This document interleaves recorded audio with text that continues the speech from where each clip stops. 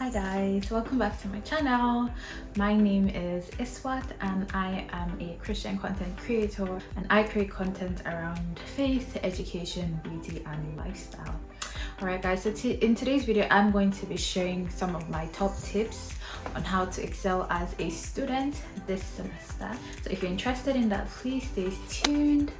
Alright guys, so I guess my major motivation for doing this video is just wanting to empower students to really excel in their academics this semester. I see a lot of students struggling, and honestly it breaks my heart because I've been there, and thankfully God has helped me through the inspiration of the Holy Spirit and just the wisdom of the Holy Spirit to put into practice some of these tips. Has helped me excel even as a PhD student. Okay, so let's go right into tip number one.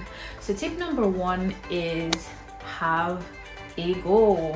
I cannot overemphasize the importance of having a goal as a student, guys. I'm sure we're familiar with this phrase or with this saying that where there is no revelation, people cast off restraint. It is true. That is so true even in academics. When you have no goal, no sense of direction, and you have no sense of purpose, so it's very important even as a student, regardless of whatever level of education that you're in, that you have a goal. When I was in my undergrad, I always had a goal for each semester. So every semester I want to have an A in this course, or I want to have an A in that course. I would usually just have a goal, because having a goal would essentially help you structure, basically plan yourself across the semester. It would help you know how much you have to sacrifice in terms of studying, in terms of your time, in terms of sleep, how much time and effort you have to put in.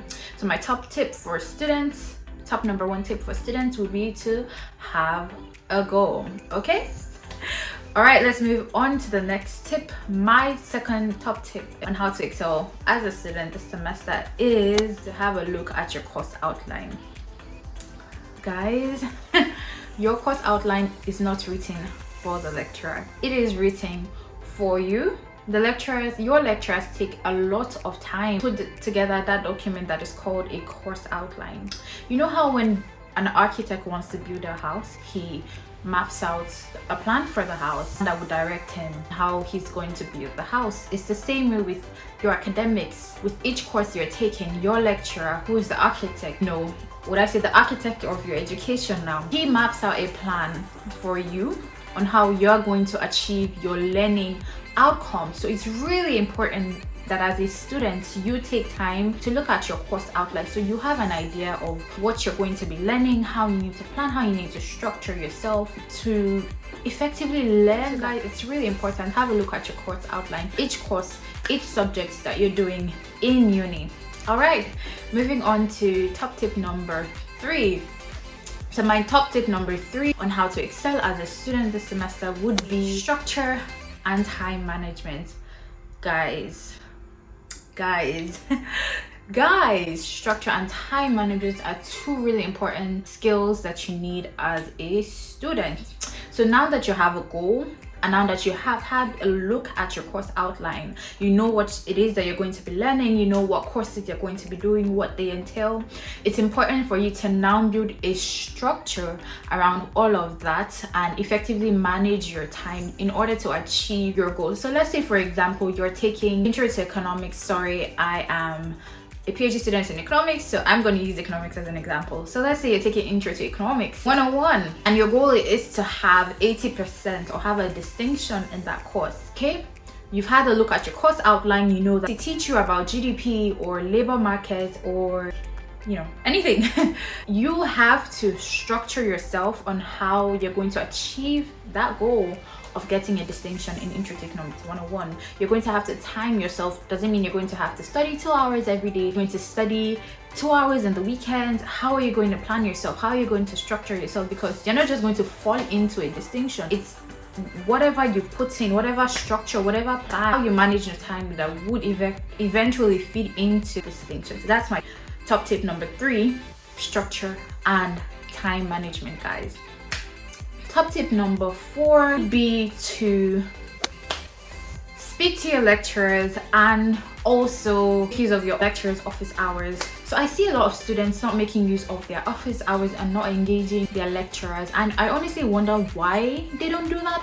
When I was an MSc student, I made sure to use all of my lectures all of my lecturers' course hours. When I had a question, honestly, sometimes I wouldn't even have a question. I would just want to explain my understanding of a particular concept or my understanding of a particular theory that I had been taught, you know, just so they can point me in the right direction. Am I getting it right? Am I getting it wrong? Can you suggest other materials or resources that would be useful for me to just help me deepen my understanding of this concept and of this topic? Because guys, at the end of the day, it's beyond passing an exam, it's beyond passing an assignment. These are things that you're going to use when you get into the real world, when you start off your career. For example, I'm studying to be an economist. I'm not just studying learning what GDP is to pass an exam. When I graduate, I'm going to be an economist. I'm going to do research on GDP, how one variable affects GDP or how GDP affects other variables. So it's really important that you're not just learning to pass an exam, okay, but you are making sure that you really truly understand what concept it is that you're being taught.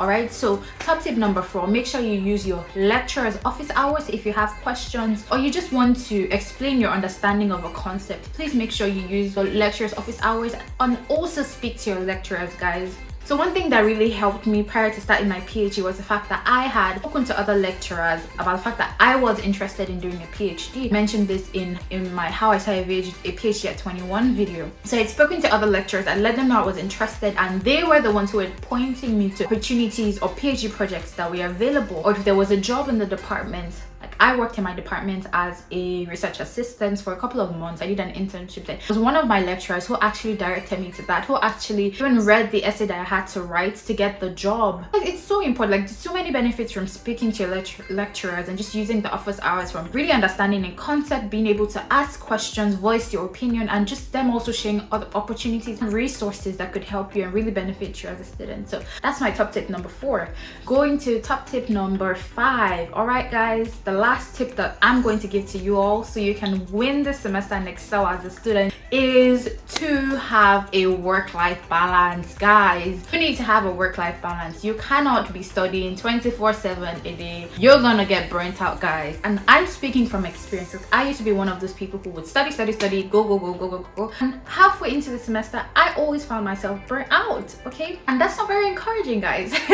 So I always encourage people to have a work-life balance. If you know me, you know I am the queen of work-life balance. I work hard and I play harder, okay?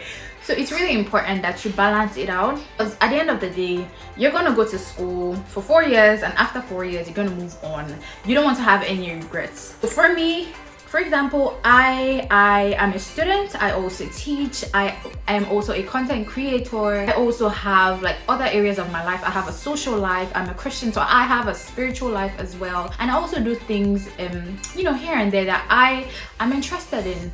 So because I have all these areas of my life, I need to learn to balance it out. So I allot a time for studying, for PhD work. So 9 to 5, Monday to Friday, I do PhD work. Make sure I find myself that I start every day at 9 a.m. and I finish every day at 5 p.m. whether or not I have gotten my work done. So that gives me enough time to engage other activities in my life, other areas of my life, the relationships that I'm in, friendships, family. It also gives me time to have sleep and time to rest, guys.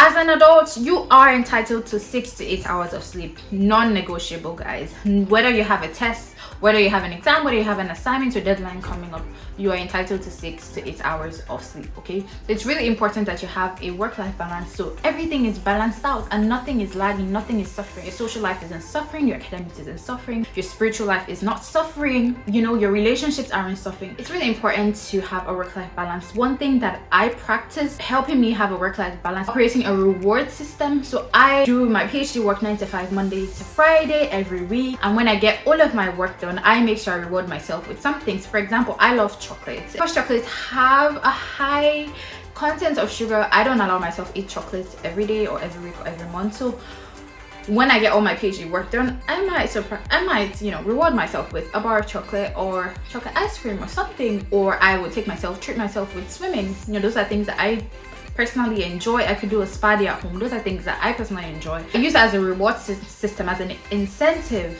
to get my work done, because I know you may not always be motivated to do the work, but if you have a reward system, that will motivate you to want to get the work done.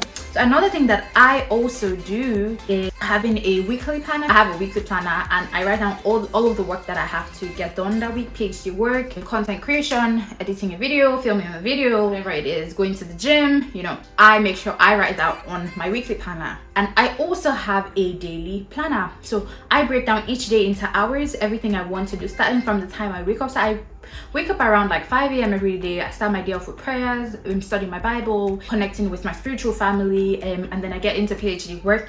And then after PhD work, I would usually maybe go to the gym or cook or just try and relax and, you know, read a book. So my weekly planner and my daily planner, it also helps me plan myself so I can get all of my work done. All right, guys, so we've come to the end of this video. I really hope that this top 5 tips that I've given you, the first being having a goal, the second being looking at your course outline, the third being structure and time management, the fourth being speaking to your lecturers and making use of their office hours, and the last being having a work-life balance. I hope that this top 5 tips will be able to help you students excel and get great grades, distinctions, just as it has helped me excel in my degrees as well. So if there are any other tips that you've tried and have been helpful for you, please feel free to comment down below. Please like this video, subscribe to my channel, and just share with other students as well so we can all excel this semester. All right, thank you guys so much for watching my video. I will see you in my next video, and I'm wishing you all success in your